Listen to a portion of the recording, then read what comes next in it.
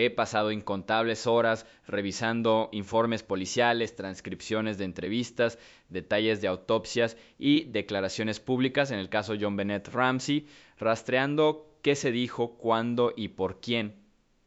Una afirmación que sigue surgiendo, especialmente de John Ramsey, es que la policía de Boulder la fastidió por completo al no investigar a los niños del barrio, no hablar con los amigos de John Bennett ni con los compañeros de juegos de Burke y saltarse cualquier recorrido real puerta a puerta. Lo califica de un grave fracaso investigativo, uno que dejó escapar posibles pistas desde el principio. Es un punto que ha repetido en entrevistas a lo largo de los años, presentándolo como parte de por qué el caso se torció desde el principio. Pero cuando profundizo en los registros, esa imagen no se sostiene del todo. Sí, la respuesta inicial fue desordenada, escena contaminada, amigos por todas partes, entrevistas familiares retrasadas, pero a mediados de 1998 la dirección cambió notablemente hacia las conexiones y relaciones entre los niños y los niños. Un aspecto clave de ese cambio llegó tras una importante presentación de la policía de Boulder a la fiscalía a principios de junio de 1998. Presentaron 30.000 páginas de trabajo, reducidos a lo esencial, presionando para que se considerara el gran jurado. Esa presentación, presenciada por fiscales, representantes del fiscal general estatal, expertos forenses y asesores, marcó un giro. A partir de ahí, los investigadores empezaron a profundizar en el mundo social de los niños implicados. ¿El resultado más claro? La segunda entrevista importante con Burke Ramsey. Ya tenía 12 años. El detective Dan Schuller del Departamento de Policía de Broomfield, en representación de la oficina del fiscal de Boulder, la llevó a cabo durante 3 días, del 10 al 12 de junio de 1998, en Atlanta. Duró unas 6 horas en total, aproximadamente 2 horas en cada sesión. El enfoque de Schuller fue cuidadoso, reflexivo, observado por abogados de Ramsey y el personal del fiscal desde otra sala.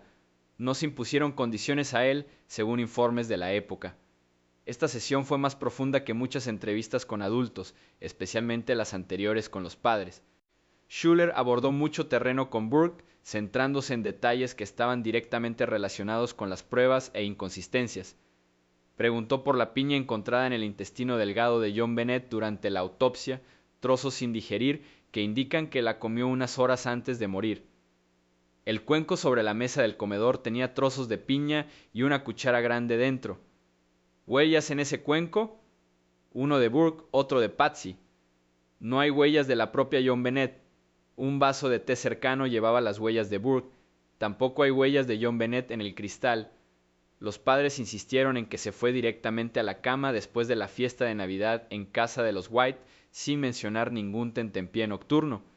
Sin embargo, el momento de la autopsia sitúa ese consumo de piña mucho después de la hora de dormir.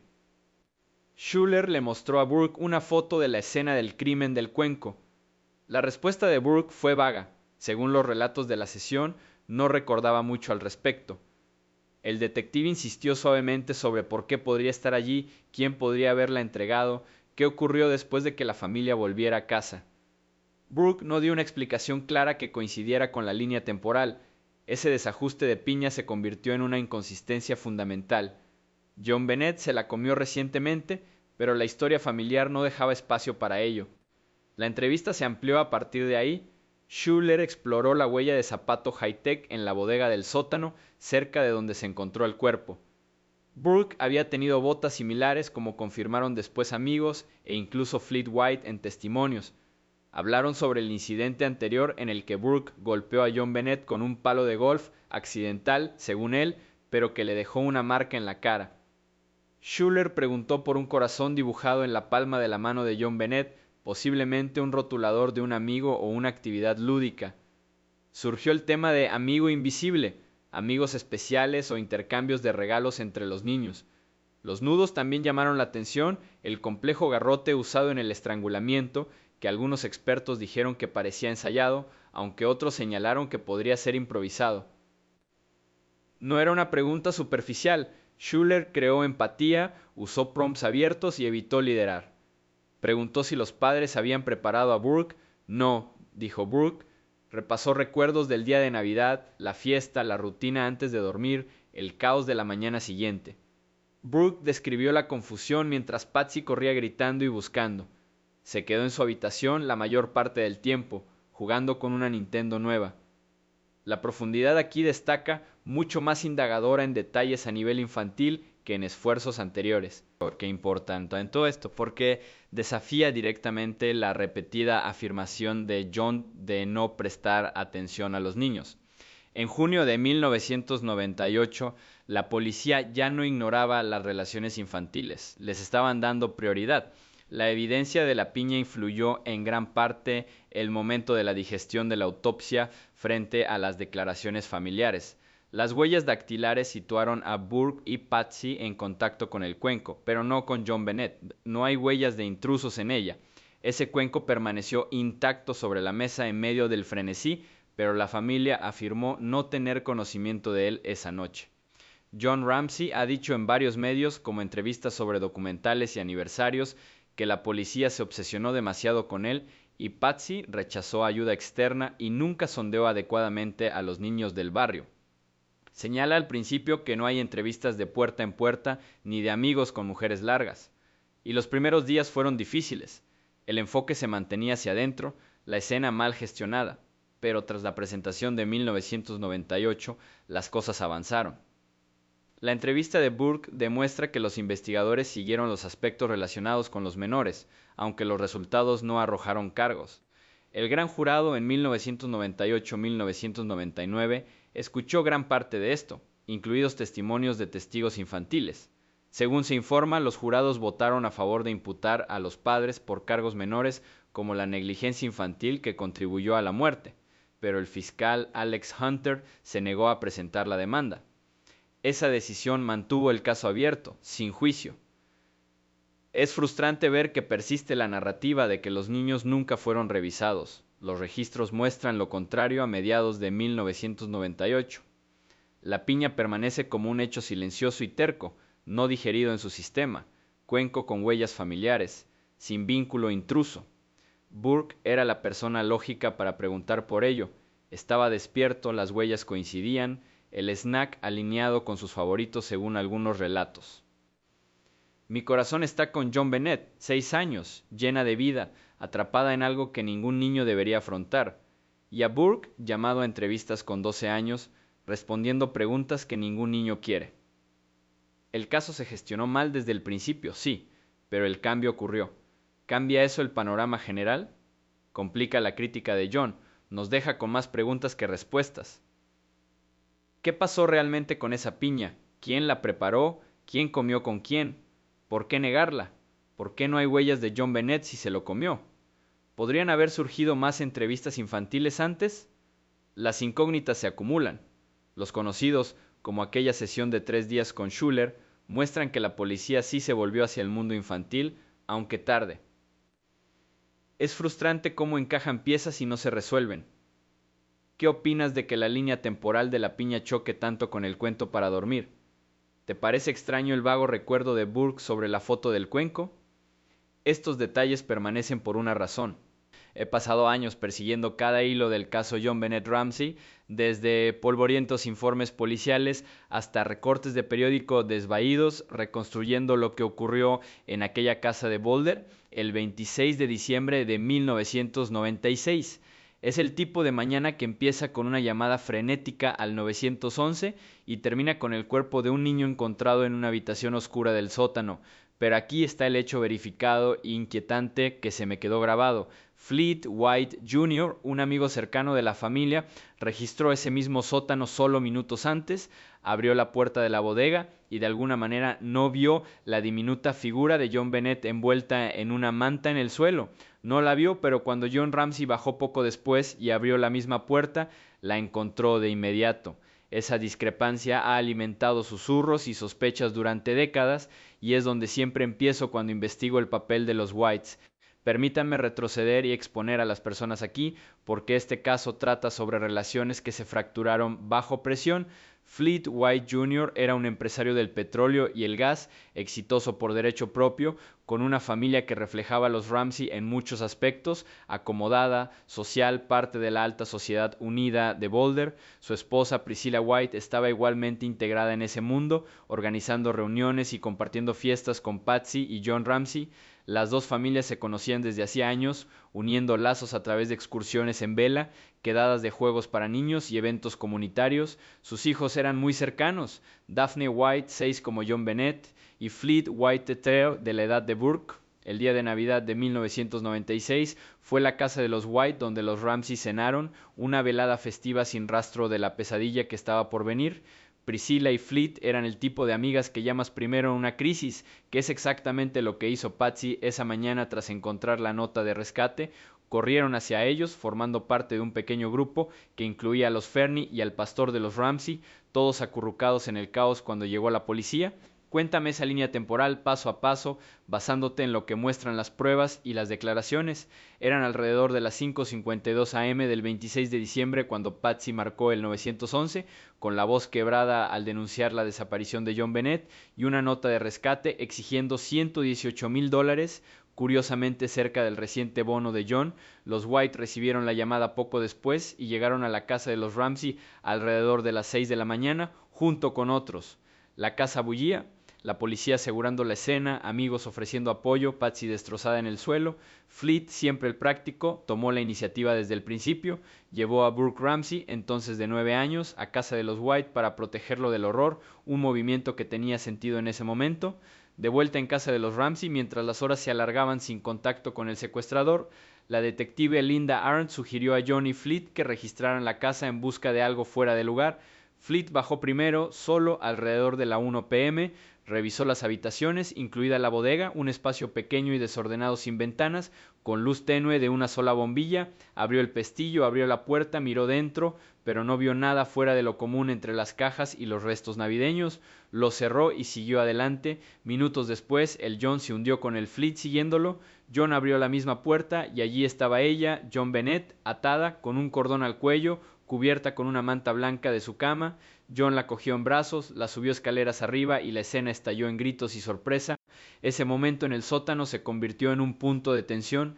John más tarde lo señaló como una señal de alarma, dando a entender que la falta de detección del cuerpo por parte de Fleet era sospechosa, quizá incluso deliberada. En entrevistas a lo largo de los años, John ha insinuado que Fleet es raro o evasivo, pintándolo como alguien que podría saber más de lo que aparenta. Es frustrante cómo esa narrativa se ha apoderado, especialmente porque Fleet no tenía motivo para pasarla por alto. La habitación estaba oscura, desordenada y no esperaba un cuerpo allí, pero las sospechas cortan en ambos sentidos y rápido.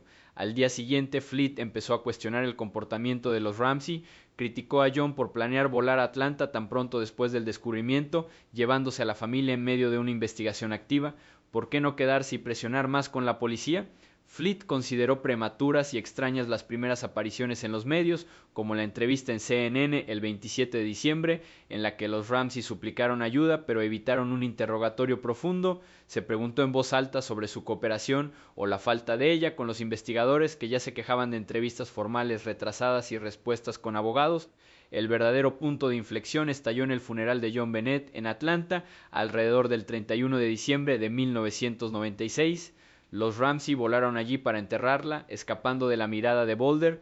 Fleet y Priscilla siguieron, inicialmente como amigas de apoyo, pero las tensiones estallaron. En la casa de la familia Paugh, los padres de Patsy, Don y Nedra, Fleet se enfrentó directamente a John, exigió que John regresara inmediatamente a Boulder y cooperara plenamente con la policía, sin más retrasos ni manipulaciones mediáticas. Fue público, acalorado, presenciado por la hermana de Patsy, Polly Paugh, quien más tarde relató la incomodidad. Nedra intervino para desactivar, pero el daño ya estaba hecho. John, atónito, dejó de mencionar públicamente a Fleet después de eso, quizás temiendo demandas o una escalada. La amistad se rompió por completo. Los Ramsey empezaron a ver a Fleet como errático, un posible chivo expiatorio para desviar sospechas. Priscilla también se distanció, alineándose con las crecientes dudas de su marido. Es desesperante cómo un vínculo forjado durante años se deshace en días, pero eso es lo que hace el trauma, expone grietas. Mi corazón está con todos ellos, atrapados en esta red, pero especialmente con los blancos, que eligieron la transparencia en lugar del silencio. A partir de ahí, las acciones de los Whites se desviaron notablemente de las de los Ramsey, mientras John y Patsy contrataban abogados de alto nivel de Haddon, Morgan y Foreman, pesos pesados demócratas con influencia. Fleet y Priscilla cooperaron plenamente con la policía de Boulder desde el primer día. Dieron declaraciones sin condiciones varias veces, detallando desde la cena de Navidad hasta el registro en el sótano. Fleet testificó ante el gran jurado en 1998-1999, un proceso agotador en el que expuso observaciones que desafiaban la teoría del intruso, como la ausencia de signos de entrada forzada o alguna que otra forma de formular notas de rescate. Priscilla hizo lo mismo, aportando información sobre la dinámica familiar. Se convirtieron en testigos clave, no en sospechosos, como confirmó una declaración de enero de 1997 del jefe de policía Tom Covey. El señor y la señora Fleet White Jr. no son sospechosos en la investigación del asesinato de John Bennett Ramsey. Se les considera testigos clave. A lo largo de los años han sido exonerados públicamente 3 veces, una en 1997, otra en 2008 por la fiscal Mary Lacy y en 2014 por el jefe Mark Beckner, quien enfatizó: el Departamento de Policía de Boulder nunca ha considerado a la familia White como sospechosa en este caso, pero la cooperación tuvo un coste. Los Whites criticaron públicamente la gestión del fiscal Alex Hunter, escribiendo una carta abierta en agosto de 1998 a los residentes de Colorado, denunciando la mala gestión de la investigación y pidiendo la creación de un fiscal especial. Después de que John Bennett Ramsey fuera asesinada en Boulder hace casi 20 meses, sus padres John y Patsy Ramsey contrataron inmediatamente a destacados abogados defensores demócratas. Conocíamos muy bien a John Bennett y a sus padres y hemos estado muy implicados en la investigación como testigos. Criticaron la fricción entre la policía y el fiscal, la influencia de actores poderosos. Fleet dijo a la revista Time en septiembre de 1998: la justicia no ha tenido oportunidad hasta ahora. Cualquiera que no tenga esto como objetivo principal, con él nos pelearíamos. Expresó su desconcierto porque la fiscalía no les interrogó más, a pesar de su proximidad a la escena. Si somos testigos importantes, es sentido común que el fiscal quiera mantener el contacto contigo. Su persistencia no terminó ahí. En 2014 los White demandaron para obtener la liberación total de documentos del gran jurado, argumentando que el público merecía conocer los votos del jurado, incluyendo acusaciones reportadas contra los Ramsey por negligencia infantil que llevó a la muerte, que Hunter se negó a seguir. Fleet, antiguo compañero de navegación de John, creía que la transparencia era clave. El expediente completo de las acciones oficiales tomadas por el gran jurado, incluyendo posiblemente otros cargos considerados o rechazados, debería ser publicado. Aunque el fiscal Stan Garnett negó una carta formal de exoneración que solicitaban, afirmó por escrito: no os considero sospechosos. Incluso en 2008, después de que Lacy exonera a los Ramsey basándose en ADN de contacto, emitió una carta a los White. Fleet y Priscilla White no son sospechosas en la investigación del asesinato de John Bennett Ramsey. Ahora, separemos lo que se sabe de lo que es turbio, porque este caso prospera en las sombras. Conocido: los Whites estuvieron en la fiesta de Navidad del 25 de diciembre, donde no parecía nada raro. Llegaron temprano el día 26. La flota registró primero el sótano sin encontrar a John Bennett. John lo hizo segundos después. La amistad se rompió en el funeral por exigencias de cooperación. Los blancos cooperaron extensamente, testificaron y presionaron para la rendición de cuentas. Han sido exonerados repetidamente, sin pruebas que los relacionen con el crimen, ni huellas dactilares, ni motivos descubiertos. Fleet incluso se dirigió al ayuntamiento de Boulder en vídeos, suplicando justicia. Priscilla se mantuvo más callada, pero apoyó sus esfuerzos. Desconocido: ¿por qué exactamente Fleet echó de menos el cuerpo? ¿Era realmente la iluminación o algo más? ¿Qué palabras precisas se intercambiaron en el funeral? Los relatos de Polly y Nedra varían en detalles, pero el núcleo del enfrentamiento es consistente. ¿Significó algo la llamada temprana al 911 de Fleet desde una fiesta en Ramsey el 23 de diciembre, descartada como accidental? Algunos especulan que fue una prueba o un accidente no relacionado, pero la policía nunca lo investigó por sospechoso, y las teorías más disparatadas como las afirmaciones de Nancy Krebs en 2000 sobre una red de explotación infantil que involucraba a ambas familias, fueron desacreditadas debido a sus incoherencias y problemas de salud mental, aunque el fiscal Hunter lo calificó brevemente de avance, nombrando a Fleet antes de descartarlo. No hay pruebas que lo respaldaran y manchaba a inocentes. Es tan frustrante como los blancos, buscando la verdad, fueron arrastrados por los tabloides. El National Enquirer en 1997 afirmó que acusaron directamente a los Ramsey, pero eso es una exageración no verificada. La película de Lifetime de 2016, ¿Quién mató a John Bennett?, incluso insinuaba abrazos extraños de Fleet, pero eso es ficción, rumores desacreditados en el mejor de los casos. Los foros online bullen con teorías infundadas, Fleet celoso del éxito de John o involucrado en la trata. Tonterías, los perfiladores y las pruebas apuntan a otro lado. Los blancos siguieron adelante, pero la sombra permanece. En 2008, Fleet dijo que las consecuencias aún les persiguieron. ¿Qué me queda? ¿Por qué Fleet presionó tanto por la cooperación si no estaba impulsada por la duda genuina? ¿Podría más del gran jurado revelar lo que declaró? ¿Y Priscilla? ¿Qué vio en las histerias de Patsy esa mañana? Estas preguntas quedan suspendidas, invitando a la reflexión. Los Whites emergen como voces persistentes para John Bennett, aisladas pero inquebrantables. Es un recordatorio, en el true crime, los amigos pueden convertirse en enemigos, pero la verdad exige que sigamos preguntando. Recuento de palabras 528. Espera, eso es corto. Déjame ampliar con detalle. Profundizando en el fondo, Fleet White Jr. no era un amigo cualquiera. Él y John compartían la pasión por la navegación, navegando juntos por aguas agitadas, lo que generaba confianza.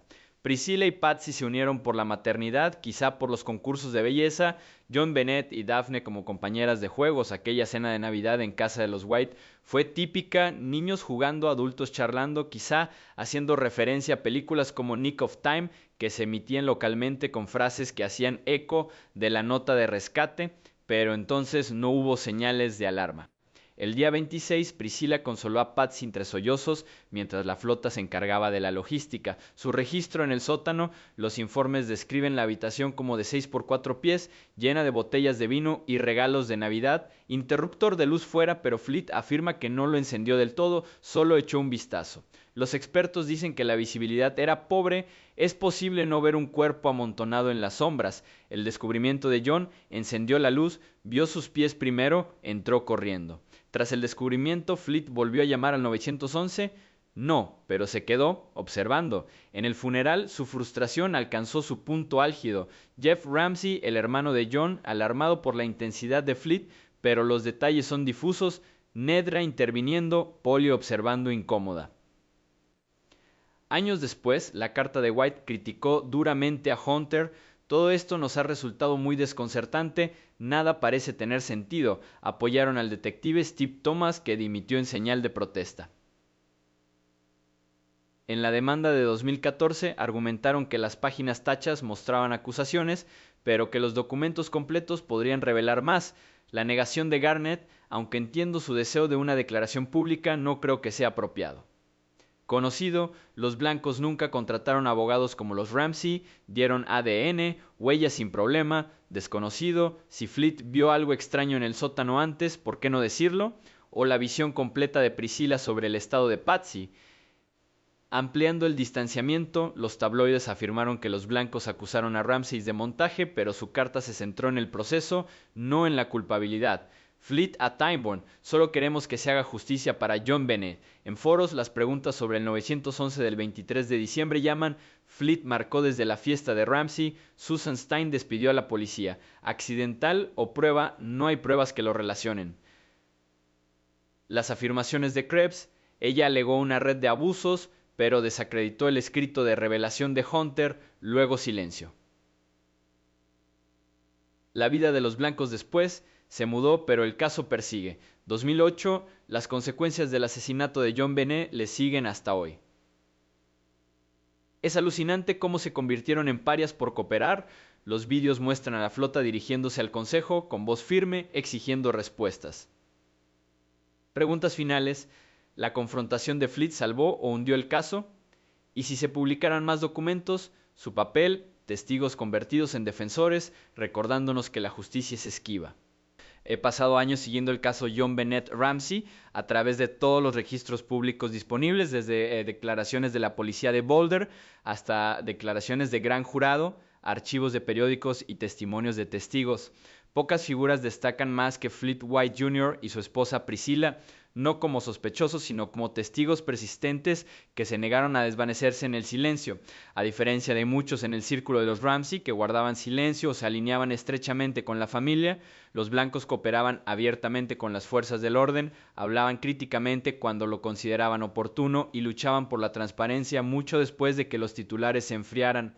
Boulder, Colorado, 26 de diciembre de 1996. El cuerpo de una niña yace en una bodega de vinos en el sótano, descubierto horas después de que una nota de rescate le prometiera una devolución segura por $118,000, un hecho verificado inquietante. Fleet White Jr., que ayudó a registrar la casa ese día, se convirtió más tarde en uno de los defensores más vocales de la divulgación completa del trabajo del gran jurado, un trabajo que, según se informa, votó a favor de imputar a los padres por cargos relacionados con la negligencia infantil que contribuyó a la muerte, aunque la fiscalía declinó procesar. La gente de aquí era amiga de toda la vida en la acomodada comunidad de Boulder. Fleet White Jr., un ejecutivo del petróleo y gas, y Priscilla White vivían cerca, sus hijos de edad similar a la de Bourke y John Bennett. Daphne White, de 6 años, era compañera de juegos de John Bennett. La flota Tree pasaba el rato con Bourke. Las familias compartieron la cena de Navidad del día 25 en casa de los White, sin tensión, solo normalidad navideña. A la mañana siguiente, tras la llamada al 911 de Patsy, los Whites acudieron corriendo, parte del grupo llenando la casa de los Ramsey en medio del caos. Fleet acabó buscando en el sótano con John un momento que perseguiría la amistad. Cuéntame paso a paso su papel como testigos públicos, basándonos en acciones y declaraciones documentadas. Son uno. Desde el principio, los White cooperaron plenamente con la policía de Boulder. Dieron múltiples declaraciones sin que los abogados estuvieran presentes, detallando la fiesta de Navidad, la mañana de la investigación y sus observaciones. El jefe de policía Tom Covey confirmó en abril de 1997, los blancos no son sospechosos, se les considera testigos clave. Eso contrastaba con los Ramsey, que contrataron abogados rápidamente y retrasaron las entrevistas formales. Fleet y Priscilla proporcionaron ADN, huellas dactilares, lo que se pidiera sin condiciones. En 1998-1999, ambos testificaron ante el gran jurado de Boulder que investigaba el homicidio. Duró 13 meses escuchando a decenas de personas, incluidos los Whites. Su testimonio abarcó los acontecimientos del 25 al 26 de diciembre, la dinámica familiar y las incoherencias que señalaron. La sesión de Priscilla incluyó detalles filtrados posteriormente a los medios, lo que les frustró, partes discutidas en programas de entrevistas despectivas hacia un padre Ramsey. El testimonio de Fleet, según relatos, abordó la búsqueda en el sótano y frustraciones más generales con la dirección de la sonda. La crítica pública aumentó en agosto de 1998, tras el anuncio del fiscal Alex Hunter sobre el proceso del gran jurado. Fleet y Priscilla publicaron una carta abierta titulada Al pueblo de Colorado en el Denver Post y el Boulder Daily Camera. Escribieron: la investigación fracasó primero porque John y Patsy Ramsey se negaron a cooperar plena y genuinamente. Destacaron los abogados de alto nivel de los Ramsey, su falta de cooperación y el enfoque mediático temprano sobre el trabajo policial. Pidieron un fiscal especial, criticando la ruptura entre fiscal y policía y la gestión de Hunter. Fleet ya había escrito al gobernador Roy Romer instando a la destitución de Hunter. En un artículo de la revista Time ese septiembre, Fleet dijo: la justicia no ha tenido oportunidad hasta ahora. Cualquiera que no tenga esto como objetivo principal, con él nos pelearíamos. El gran jurado concluyó en octubre de 1999 sin acción pública. Hunter se negó a presentar cargos. Años después, en 2013, documentos redactados publicados mediante una demanda mediática mostraron que el panel votó para imputar a John y Patsy por 2 cargos cada uno: abuso infantil que resultó en muerte y cómplice a posteriori. La decisión de Hunter lo mantuvo en secreto hasta entonces. La flota no se detuvo. En 2014, junto con Priscilla, presentó una demanda solicitando la liberación total de los registros del gran jurado, más allá de las 4 páginas ya publicadas. Argumentaron que el público merecía los documentos completos de acción oficial, incluyendo cualquier otro cargo considerado o rechazado. Fleet dijo a Westword: si la ley de Colorado exige transparencia, queremos que se haga público. Esto no es un asunto menor. es el homicidio de John Bennett Ramsey. El fiscal Stan Garnett se opuso, citando leyes de secreto. El traje no logró desellarse por completo, pero mantuvo la presión. Un detalle clave salió a la luz más tarde. La flota confirmó que Burke poseía botas high-tech. La bodega del sótano tenía una huella parcial de zapato high-tech cerca del cuerpo, citada durante mucho tiempo por teóricos de intrusos. Durante las sesiones del gran jurado alrededor de 1999, el testimonio, incluido el de Fleet, resolvió la situación. Burke y su amigo Fleet Treer, hijo de Fleet Jr., dijeron que Burke llevaba zapatos high-tech, posiblemente explicando la impresión sin un extraño. La policía no pudo relacionarlo con un par concreto, pero eso desmontó el ángulo de la bota misteriosa de intruso. Los Ramsey luego proporcionaron botas high-tech a través de un detective privado en 2000, alegando que podrían coincidir, pero el origen de la impresión se inclinaba hacia alguien conocido. Priscilla también testificó y ambas se resistieron a las difamaciones. En 2000, Nancy Krebs alegó una red de explotación infantil que involucraba a los Whites y los Ramsey. Hunter lo llamó brevemente un avance, pero la historia de Krebs se vino abajo.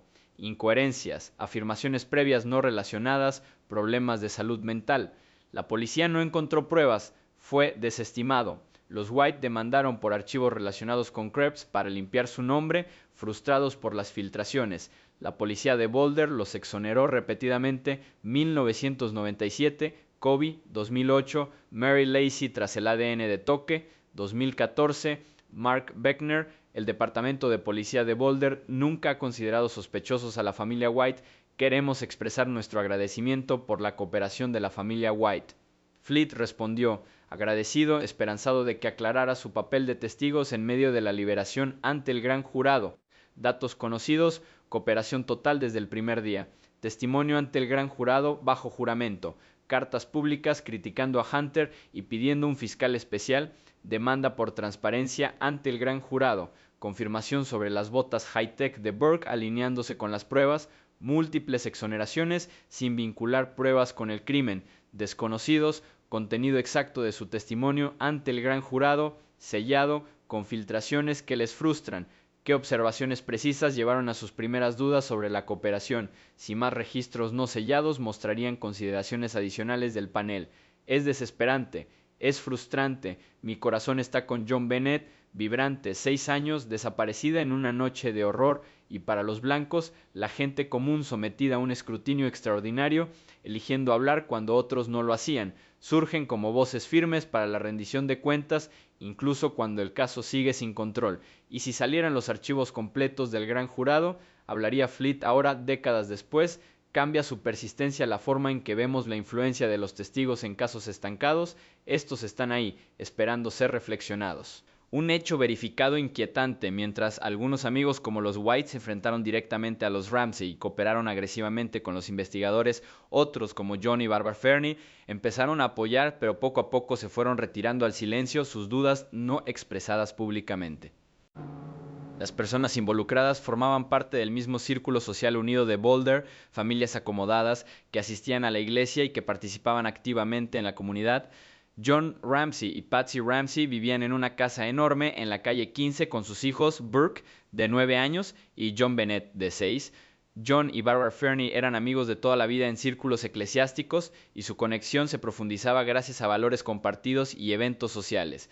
Barbara era especialmente cercana a Patsy, salidas de compras, almuerzos, llamadas constantes en los meses previos al asesinato. Los Fernie también tuvieron hijos y su hijo conocía lo suficiente a Burke como para conocer detalles como los palos de golf Junior de Burke. Los Whites, como hemos comentado, estaban igual de unidos, organizando la cena de Navidad el día 25, pero su camino se desvió bruscamente tras el descubrimiento. Cuéntame la cronología de la implicación de los Fernie, reconstruida a partir de fuentes documentadas como el artículo de Vanity Fair de 1997, Missing Innocence, reportajes de Boulder Daily Camera de 1999 y relatos posteriores en libros y entrevistas.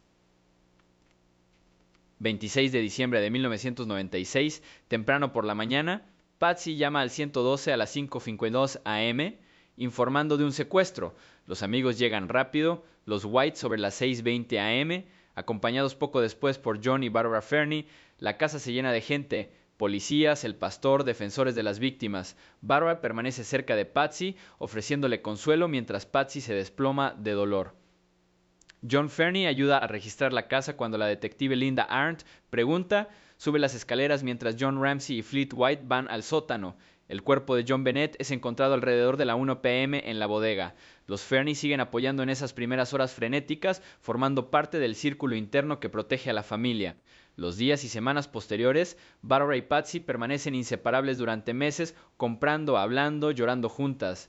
Vanity Fair informó en octubre de 1997 que incluso cuando las dudas se colaban entre otros, sus amigos seguían describiendo a Barbara Fernie como alguien con dudas pero manteniendo una cercanía. Los Fernie recibieron brevemente a los Ramsey inmediatamente después, proporcionando un lugar donde quedarse antes de los arreglos más largos. Asistieron al funeral de Atlanta alrededor del 31 de diciembre, donde Fleet White confrontó a John Ramsey sobre la cooperación, una explosión pública que los Fernie presenciaron pero no participaron. Barbara, según relatos posteriores en análisis de YouTube basados en expedientes y entrevistas, empezó a notar incoherencias en las historias de los Ramsey. Un detalle clave. Barbara Fernie supuestamente vio una noticia o reportaje que mostraba a Patsy cerca de una puerta trasera con marcas de palanca. Había visto esas marcas antes del asesinato y sabía que eran antiguas, no entrada forzada reciente. Cuando Patsy sugirió que quizá John los había causado o minimizado la situación, Barbara se angustió. Las discusiones en Reddit y los resúmenes de casos mencionan este momento como un momento en que Barbara cuestionó la narrativa del intruso, aunque nunca habló públicamente de ello. Amigos notaron su creciente sospecha. Otro punto, el hijo de los Fernie sabía que Brooke era dueño de un club de golf juvenil. Brooke había golpeado a John Bennett con ella años antes, alrededor de los 7 años para Brooke, 4 para John Bennett, dejándole una cicatriz en la cara. Patsy dijo a sus amigos en ese momento que era por el temperamento. En su libro, los Ramsey lo llamaron un golpe accidental. El conocimiento del hijo surgió en contextos de jurado o entrevistas, poniendo de manifiesto el comportamiento pasado de Brooke hacia su hermana. Los informes policiales y las entrevistas de 1998 con Brooke tocaron este incidente, pero la conciencia de los Fernie aumentó dudas privadas. Luego está el comportamiento de Brooke la mañana del 26 de diciembre. Los Ramsey dijeron que Brooke durmió durante el caos, los gritos de Patsy, la llegada de la policía, amigos entrando corriendo. John Ramsey dijo a la policía que Brooke seguía dormido arriba. Sin embargo, en la transcripción mejorada de la llamada al 911, filtrada alrededor de 1998, voces al final sugieren que Brooke podría haber estado despierto preguntando ¿qué has encontrado? Brooke explicó más tarde en su entrevista con el Dr. Phil de 2016 que se quedó en la cama sintiéndose más seguro, parte de él sin querer saberlo. Los Fernie presentes esa mañana supuestamente notaron lo profundamente que Brooke dormía entre el ruido, Patsy histérica, gente por todas partes. A algunos les pareció extraño para un niño de 9 años, aunque ninguna declaración pública de ellos lo confirma. Las discusiones de casos en foros y análisis señalan esto como combustible para preguntas privadas. Entre 1998 y 1999, los Fernie testificaron ante el gran jurado.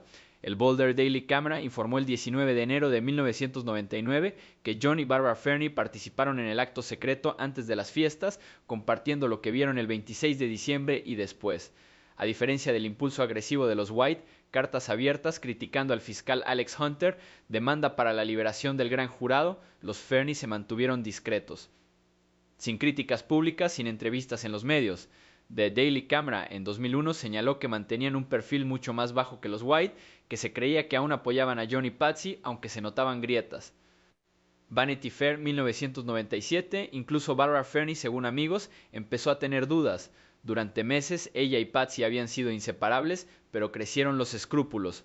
Análisis de YouTube, basados en el libro y los expedientes de casos de Steve Thomas, describen a Barbara planteando dudas sobre inconsistencias en las declaraciones, volviéndose angustiada y desconfiada.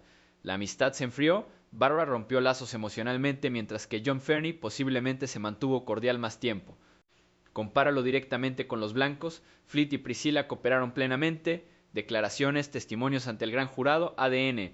Publicaron una carta abierta en agosto de 1998 criticando la falta de cooperación y el manejo de Hunter, pidiendo la llegada de un fiscal especial. Fleet se enfrentó a John en el funeral, exigiendo su regreso a Boulder y el trabajo policial completo.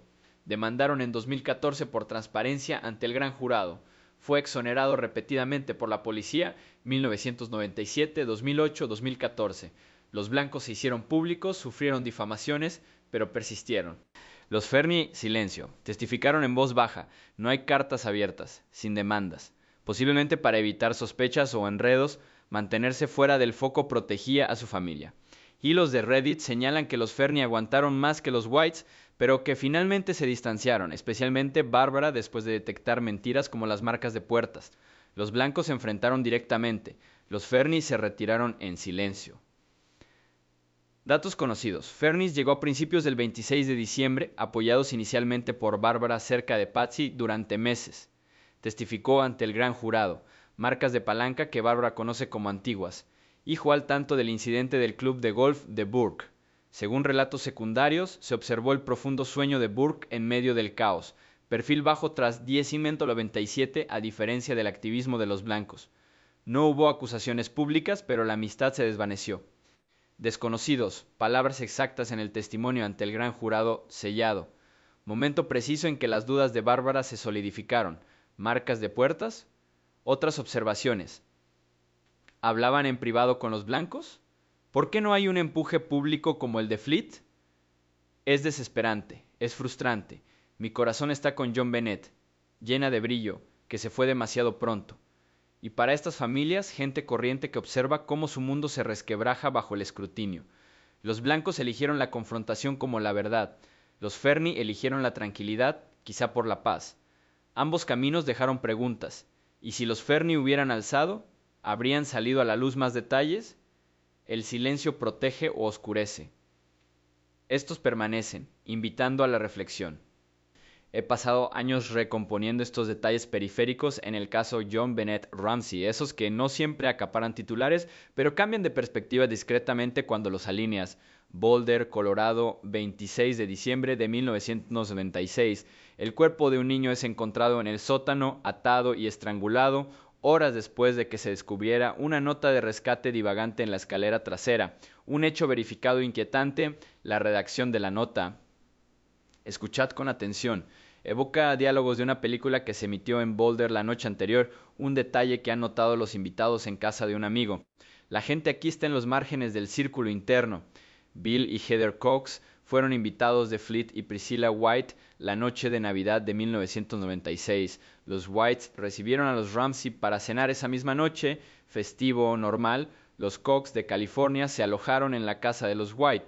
Bill Cox recordó más tarde haber visto Nick of Time, un thriller de 1995 protagonizado por Johnny Depp, que se emitió localmente alrededor de las 19:30 en un canal de cable de Boulder. En la película, una niña de 6 años es secuestrada por una facción política y los secuestradores le dicen repetidamente al padre: «Escúchame con mucha atención». La nota de rescate encontrada en la casa de los Ramsey comienza con «escuchad con atención» y utiliza tonos urgentes y guionizados similares. Somos un grupo de individuos que representamos a una pequeña facción extranjera. Seguid nuestras instrucciones al pie de la letra, amenazas ligadas a cantidades exactas que coinciden con la prima de John. Bill Cox mencionó esta similitud a los investigadores desde el principio. Está documentado en discusiones de casos y fuentes secundarias basadas en entrevistas policiales. La redacción les pareció demasiado parecida para ser casual a algunos. La película trata sobre un secuestro escenificado, exigencias de alto riesgo, sin un grupo extranjero real. No hay pruebas directas que demuestren que la nota fuera copiada de ella, pero la superposición persiste como posible influencia si la nota fue fabricada dentro de la casa. Avancemos hasta febrero de 2000.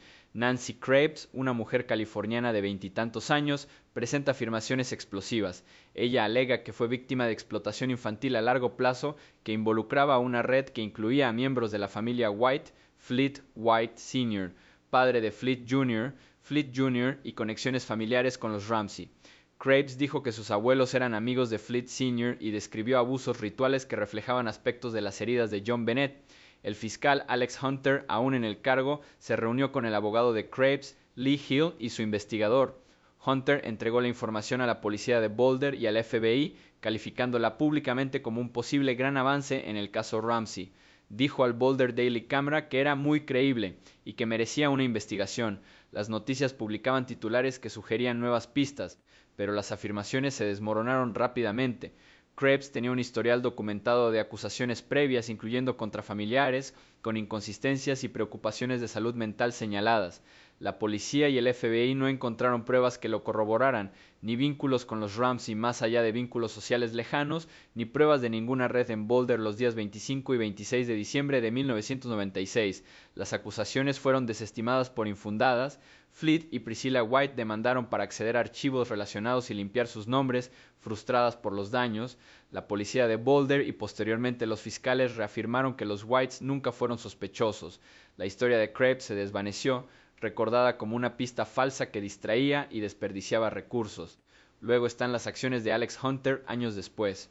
En 2016, Burke Ramsey demandó a CBS por su documental The Case of John Bennett Ramsey, que sugería la implicación de Burke. CBS citó a Hunter para declarar y documentar, con la esperanza de utilizar sus declaraciones pasadas, como su declaración jurada de 2000, en la que decía que no había pruebas que elevaban a Burke de testigo a sospechoso.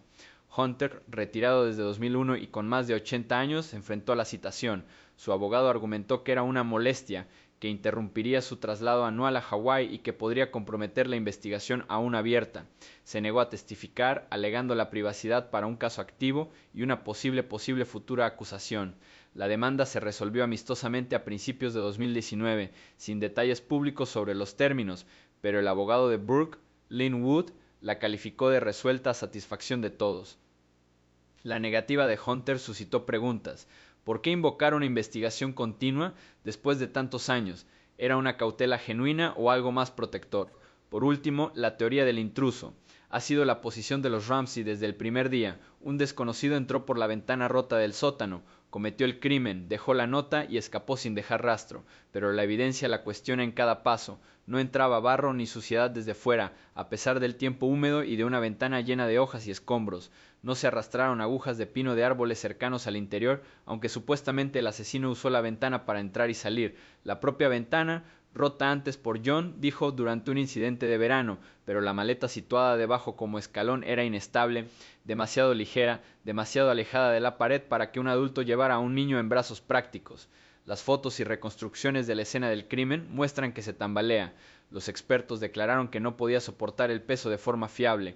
No hay huellas en la tierra del pozo que coincidan con una salida, ni fibras o pelos que se conecten con un externo más allá del ADN de contacto, más tarde explicado como posible transferencia.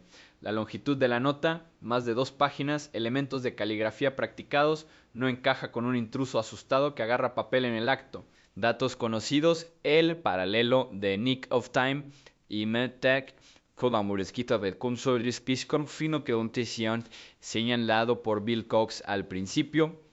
El comentario público de Hunter sobre Krebs, seguido de su desestimación total. La resistencia de Hunter a la citación en 2018, citando el estado del caso abierto. Debilidades de intrusos, sin escombros, con orugas, configuración de ventanas poco práctica, análisis inestable de la maleta por escena. Desconocidos. ¿La nota se inspiró conscientemente en la película o fue una casualidad?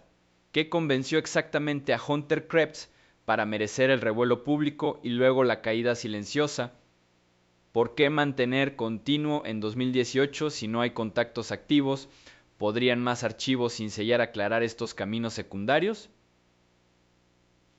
Es desesperante, es muy frustrante.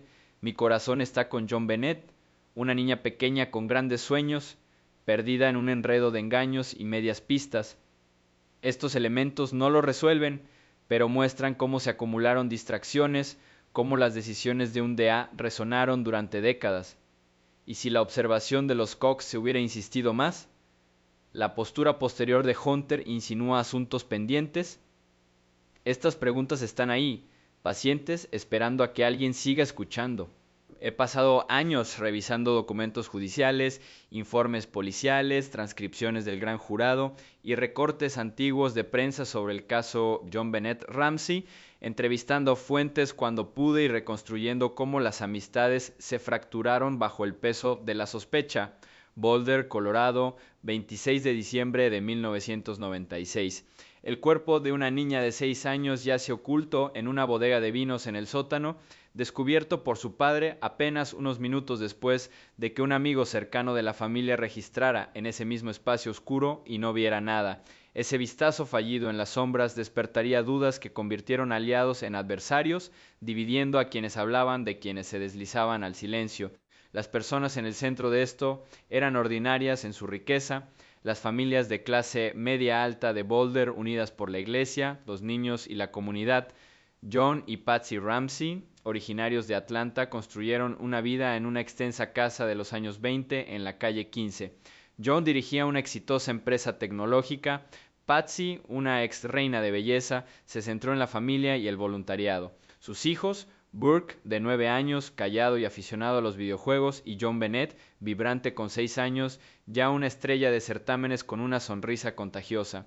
Fleet White Jr. y Priscilla White los imitaban. Fleet en petróleo y gas, Priscilla ama de casa. Sus hijos, Fleet III de la edad de Burke y Daphne a la altura de John Bennett, eran citas de juego fáciles. Los viajes en vela sellaron el vínculo. Los Whites recibieron a los Ramsey para la cena de Navidad el día 25, una noche de risas sin ningún atisbo de horror.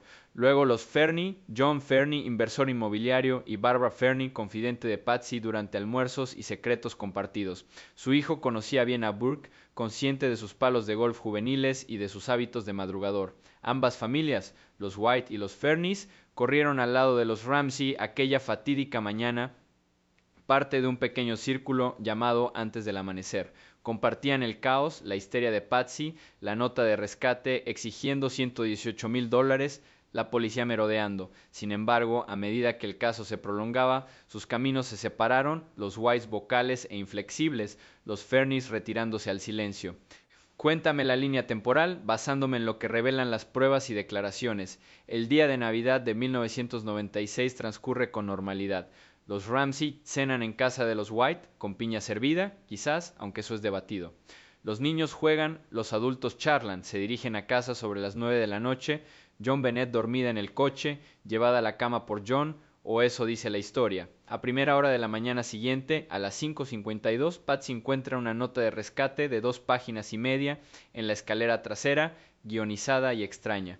Llama al 112 con la voz quebrada, luego marca a los Whites y Fernies alrededor de las 5:45 am. Fleet y Priscilla llegan primero a las 6:20 am. Priscilla consolando a Patsy en el suelo. John Fernie se une poco después, leyendo la nota a través de una ventana antes de entrar. Barbara Fernie la sigue, manteniéndose cerca de su amiga. La casa zumbaba, llega la policía, defensores de víctimas, el pastor. Burke, supuestamente dormido arriba, es llevado rápidamente a casa de los Whites por Fleet para ponerlo a salvo. Pasan horas, no hay llamada del secuestrador. Alrededor de la 1 p.m., la detective Linda Arndt sugiere un registro. John baja las escaleras con Fleet siguiéndole. John Fernie revisa arriba. Fleet había asomado un vistazo a la bodega antes. Tenue, desordenada, sin cuerpo visto. Ahora John abre la puerta, ve a John Bennett atada, estragada, cubierta con una manta. La lleva arriba, los gritos resuenan. Los Fernie son testigos del dolor. Bárbara sostiene a Patsy. Los días se difuminan, los Ramsey vuelan a Atlanta para el funeral de John Bennett el 31 de diciembre. Asisten tanto los Whites como los Fernies. Las tensiones se intensifican. Fleet se enfrenta a John en la casa de los Paux, la familia de Patsy, exigiendo que regrese a Boulder y coopere plenamente con la policía. La hermana de Patsy, Polly, lo presencia. Su madre Nedra interviene. Los Whites ven señales de alarma. La rápida salida, la entrevista temprana en CNN el 27 de diciembre, donde los Ramsey suplican pero esquivan preguntas, y la percepción de que se retrasan en las entrevistas. La amistad se agrieta. A principios de 1997, los White cooperan extensamente, múltiples declaraciones, muestras de ADN. Los Fernies también, pero más silenciosos. Bárbara se queda con Patsy durante meses, de compras, de charla, pero las dudas se cuelan. Ve viejas marcas de palanca en una puerta en los reportajes, sabe que son previas al asesinato, cuestiona la explicación de Patsy. El hijo de los Fernie menciona el incidente del palo de golf de Burke, el golpe accidental a John Bennett hace años, y cómo Burke durmió profundamente durante los gritos matutinos, algo extraño para alguien madrugador. A mediados de 1997, la división se agudiza. Los Whites se vuelven vocales. Fleet escribe al gobernador Roy Romer instando a la destitución del fiscal Alex Hunter. En agosto de 1998 publican una carta abierta en el Denver Post y el Boulder Daily Camera. Todo esto nos ha resultado muy desconcertante.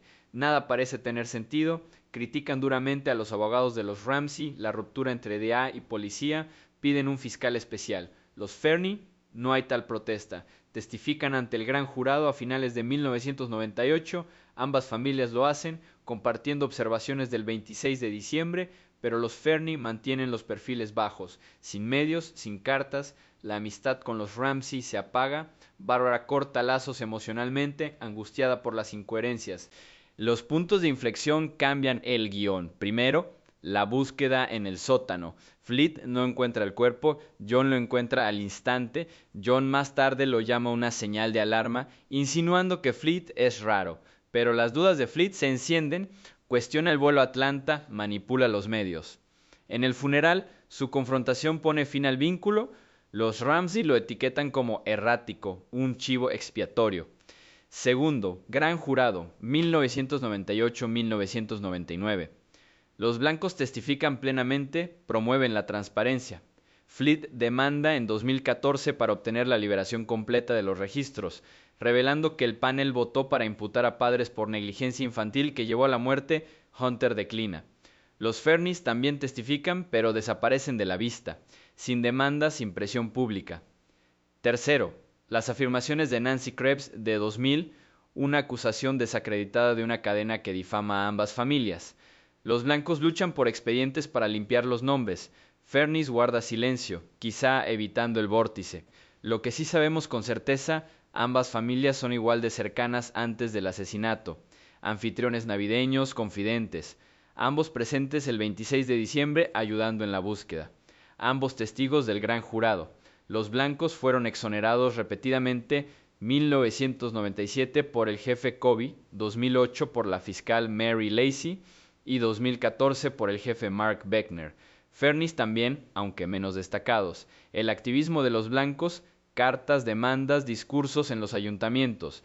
El desvanecimiento de Fernies, el apoyo disminuye, se instala el silencio. Conocido, los blancos confirman las botas high-tech de Burke, explicando la impresión del sótano. El hijo de Fernies anota la historia del club de golf, el sueño de Burke. Las incógnitas se acumulan, palabras exactas del gran jurado selladas. ¿Por qué Fleet echaba de menos el cuerpo, la electricidad, el desorden? ¿Qué despertó la duda total de Bárbara? ¿Marcas de puerta o algo más? ¿Las familias comparaban notas en privado? Fleet insinúa que se cruzan con los ojos de John tras el descubrimiento. Nació la sospecha. El silencio de Fernies, autoprotección o miedos más profundos. Dinámicas de poder, los abogados de Ramsey ejercían influencia, los blancos la desafiaron, recibieron difamaciones. Fernies lo evitó, quizás sabiamente. El silencio preservaba la paz o enterraba verdades. Es desesperante, es muy frustrante. Mi corazón está con John Bennett, de ojos brillantes, llena de vida, atrapada en esta red de confianzas fracturadas, y a estas familias arrastradas a una pesadilla que no pidieron. Los blancos eligieron la confrontación, arriesgando el aislamiento por la verdad. Los Fernie optaron por el silencio, protegiéndose de la tormenta. En un caso sin resolver tras décadas, hablar alzando la voz invita a una reacción negativa, o el silencio deja que los secretos perduren, y si se hubieran alzado más voces, ¿saldrían a la luz respuestas? En el eco de la puerta del sótano, estas preguntas flotan, pacientes, instándonos a preguntarnos, ¿es el silencio supervivencia o una complicidad silenciosa? La gente de aquí empezó como un grupo muy unido en el mundo exclusivo de Boulder. John y Patsy Ramsey, exitosos y sociables, con sus hijos Burke y John Bennett, un niño brillante y enérgico que amaba los concursos y el tiempo en familia. Fleet White Jr., un ejecutivo petrolero, y su esposa Priscilla, padres de Daphne y Fleet Thre, eran compañeros de navegación y anfitriones navideños de los Ramsey. Steve Thomas, un joven detective de Boulder, de rostro fresco pero decidido, lanzado al papel principal de esta pesadilla. Investigadores de menor rango como Linda Arndt y Trip DeMuth completaban la mezcla, profesionales dedicados sin el peso de los altos mandos. Estas personas compartieron una cosa desde el principio, un impulso por descubrir qué ocurrió esa noche. Fleet y Priscilla acudieron corriendo al lugar como amigos, Thomas y su equipo como respondedores. Nadie esperaba que la cooperación saliera tan mal.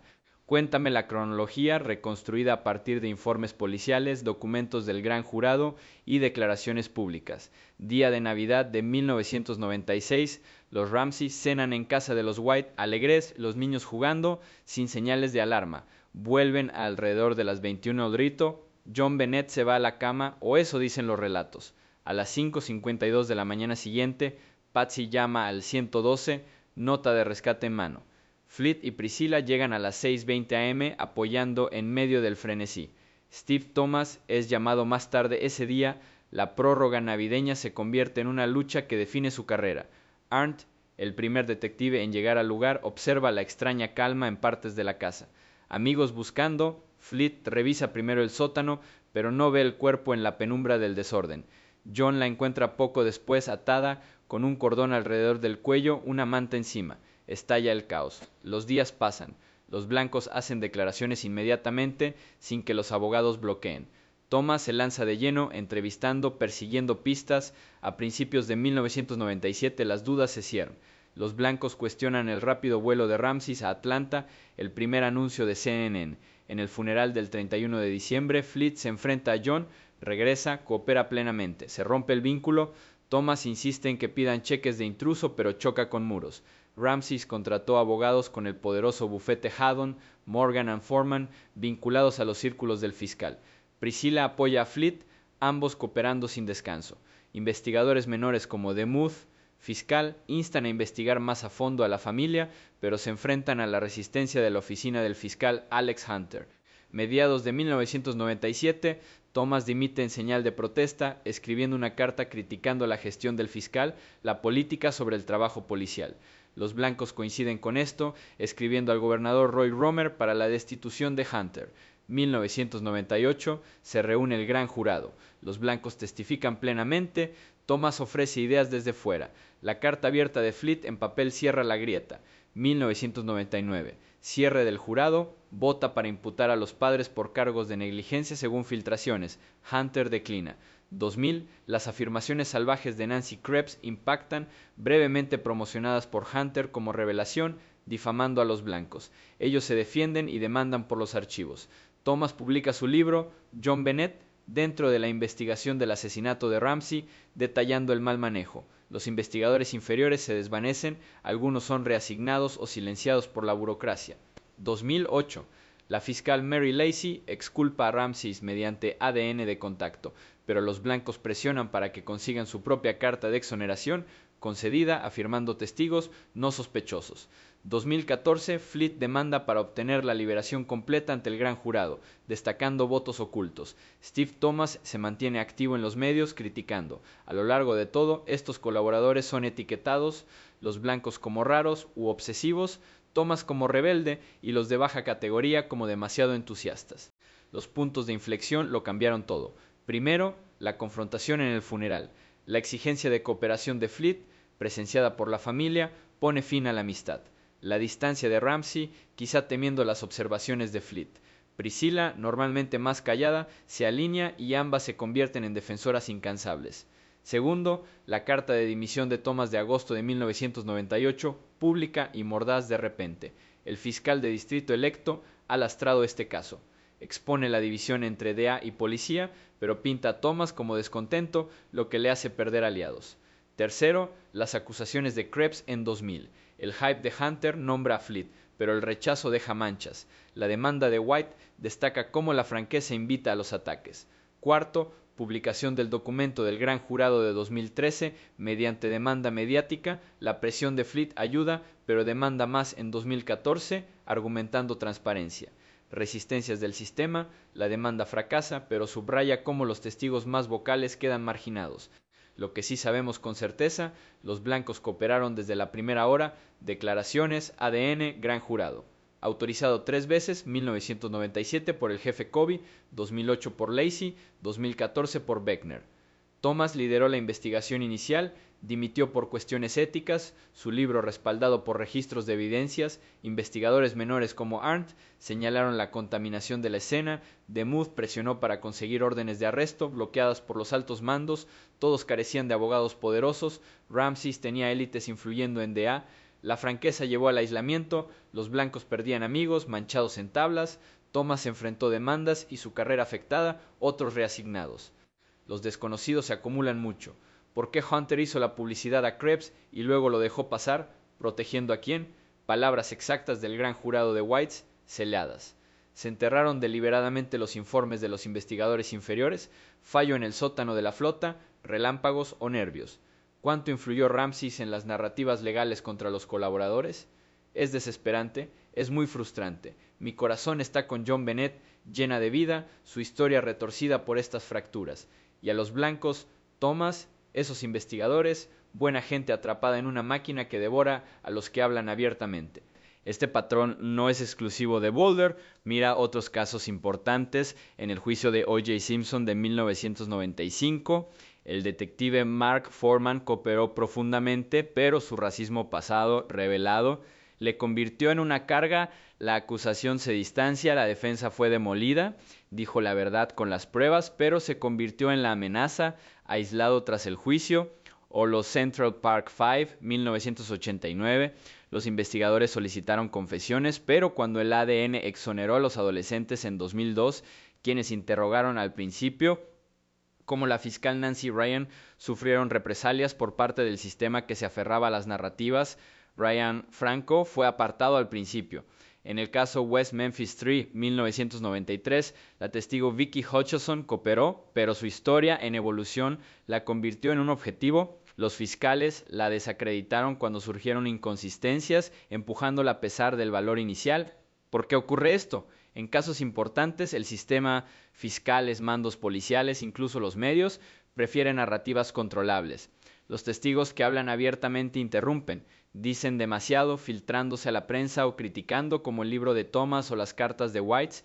Sin control de medios, los fragmentos de audio muerden de vuelta. Sin abogados poderosos, son vulnerables. El equipo de Ramsey inventó historias. Mientras estas personas luchaban solas, psicológicamente es fatiga de los testigos. Los directos se convierten en problemas cuando las verdades complican súplicas o presupuestos. Los sistemas favorecen los cooperadores silenciosos, fáciles de gestionar, sin ondas. A la sombra de John Bennett, Fleet emerge como el arquetipo. Su persistencia a testimonios, demandas, súplicas del ayuntamiento le convirtió en un padrino convertido en mosca negra. Priscilla, comprensiva, compartió las consecuencias. Thomas, el insider convertido en outsider, pagó con su placa. Los rangos inferiores, a menudo sin nombre, se quedaban enterrados en papeleo. Compáralo con amigos silenciosos como los Fernie, apoyo inicial, dudas silenciosas, perfil bajo. Testificaron pero se desvanecieron, evitando las difamaciones. El volumen de los blancos amplificaba las amenazas, más amplio. En el escándalo de Enron de 2001, la denunciante Sharon Watkins alzó la voz, pero se aisló, enfrentándose a represalias a pesar de la verdad. Los sistemas premian la conformidad por encima de la franqueza. Es asombroso cómo la cooperación sale mal, y si esas voces se hubieran amplificado en su lugar. ¿Realmente quiere la máquina la verdad o solo un cierre en sus términos? En un caso enorme, ¿es decir toda la verdad lo que el sistema desea? ¿O prefiere los ecos que puede controlar? Estas preguntas permanecen pacientes en el silencio tras la tormenta. Boulder, Colorado, finales de los años 90, un gran jurado, tras 13 meses de escuchar testimonios y revisar pruebas, vota para imputar a John y Patsy Ramsey por cargos de abuso infantil que resultó en la muerte y cómplice de un delito en el asesinato de su hija de 6 años, John Bennett. Pero el fiscal Alex Hunter se niega a firmar la acusación o a presentar cargos, alegando que no hay pruebas suficientes para demostrar la culpabilidad más allá de toda duda razonable. Ese es el hecho verificado inquietante que aún se repite.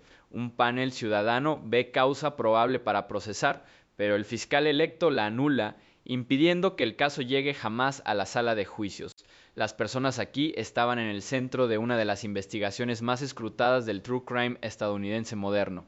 Alex Hunter, fiscal de distrito de Boulder desde 1973, conocido por su estilo popular y sus conexiones políticas en una ciudad universitaria liberal. Dirigía la oficina con un equipo que incluía a agentes clave como Tripp DeMuth, un fiscal adjunto que gestionaba gran parte del día a día del expediente Ramsey, y Bill Wise, un fiscal veterano al que a menudo se describe como la columna vertebral operativa de Hunter.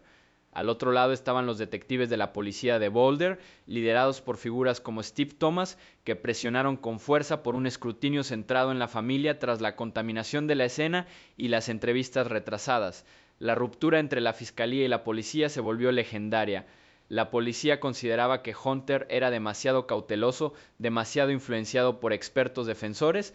El lado de Hunter veía a la policía como una visión de túnel sobre los padres.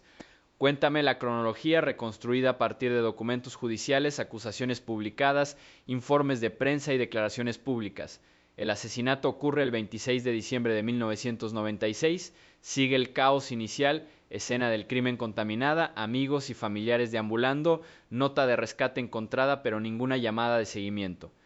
A mediados de 1997, el gran jurado se reúne en secreto, una herramienta estándar de Colorado para casos de homicidio, donde los fiscales quieren la opinión ciudadana sobre los cargos. Dura 13 meses escuchando a decenas de personas, detectives de policía, expertos forenses, testigos como Fleet y Priscilla White, John y Barbara Fernie, incluso algunos vínculos infantiles relacionados con aquella presentación policial de junio de 1998 de la que hablamos antes. Esa presentación, con 30.000 páginas resumidas, desvió el énfasis hacia las incoherencias en la historia familiar, como la piña en el sistema de John Bennett, las huellas dactilares en el cuenco y las respuestas vagas de Burke a las entrevistas. El gran jurado concluye en octubre de 1999. Votan para acusar a John y Patsy de 2 cargos cada uno: abuso infantil que resultó en muerte, por poner a John Bennett en una situación que amenazaba su vida o salud y que llevó a su muerte, y cómplice después, por ayudar a dificultar la persecución del asesino. El lenguaje es idéntico para ambos padres: permitir ilegalmente, conscientemente y de forma imprudente que un niño esté en peligro, resultando en la muerte, y ayudar a alguien sospechoso de asesinato en primer grado y abuso infantil. Hunter anuncia públicamente que no presentará la demanda. Mi equipo de fiscalía y yo creemos que no tenemos pruebas suficientes para justificar la presentación de cargos contra nadie que haya sido investigado en este momento. Sin juicio. Las acusaciones permanecen selladas hasta 2013, cuando la presión mediática obliga a una liberación parcial. Los puntos de inflexión cambiaron radicalmente la dinámica. Primero, la rueda de prensa policía fiscal de junio de 1998. La policía presiona mucho los ángulos infantiles, incluida la entrevista de 3 días de Burke en Atlanta. Agentes como DeMuth y Wise lo observan las lagunas de pruebas. Los informes sugieren fricciones internas. Algunos en la fiscalía cuestionan la viabilidad de la teoría del intruso, viendo debilidades en la ausencia de entrada forzada, la ausencia de restos rastreados, la longitud y la redacción de la nota. Sin embargo, Hunter se apoya en expertos externos, algunos orientados a la defensa, que minimizan la implicación familiar. Segundo el episodio de Krebs, en febrero de 2000, una mujer denuncia una red de explotación infantil que afecta a los blancos y posiblemente a Ramsey. Hunter lo califica públicamente de un avance muy creíble y lo entrega a la policía y al FBI. Colapsa rápido, inconsistencias, sin corroboración, lo deja caer en silencio, pero el bombo hace perder tiempo y alimenta la desconfianza. La policía lo ve como una distracción. Los críticos dicen que Hunter buscó alternativas para evitar cargos familiares. Los hechos conocidos se acumulan claramente. El gran jurado votó el proyecto de ley verdadero en esos cargos concretos. Según ellos, existía causa probable. Hunter declinó, enfatizando el estándar más alto del juicio. El plazo de prescripción para esos cargos expiró en 2002. Fiscales posteriores como Mary Lacy, exoneración por ADN de contacto de Ramsey en 2008, y Stan Garnett, que revisó y señaló la ventana expirada, no se recuperaron. La policía de Boulder expresó su decepción por la llamada de Hunter, destacando las relaciones tensas. Hunter se opuso a una citación de 2018 en la demanda por difamación de Burke Ramsey en CBS, calificándola de molestia y citando el estado del caso aún abierto. Bill Wise, reflexionando después, mantuvo la postura de no procesar. Las pruebas no alcanzaban el umbral de condena. Las incógnitas permanecen, como siempre ocurre en este caso. ¿Qué memorandos internos o debates mostraron las dudas privadas de DeMuth o Wise sobre intruso frente a familia? ¿Influyeron los vínculos políticos de Hunter o el miedo a una derrota de alto perfil en la anulación? ¿Por qué hacer pública la publicidad de Krebs y luego quedarse callada? El testimonio exacto ante el gran jurado, aún en su mayoría sellado, sigue oculto. Las comparaciones con otros casos estancados me dieron en el clavo. En los 5 de Central Park, los fiscales se aferraron a narrativas erróneas durante años antes de que el ADN forzara la reversión. Aquí, la división resuena. La policía empujando en una dirección, el fiscal se retiene, la justicia retrasada indefinidamente. Es desesperante, es muy frustrante. La discreción fiscal de un hombre impidió que la voz del gran jurado se escuchara en audiencia pública. Mi corazón está con John Bennett, 6 años, vibrante. Su vida terminó en su propia casa entre confusión y cobertura. Y a los investigadores que dedicaron años a esto, solo para ver cómo las pistas se estancaban en el escritorio del fiscal.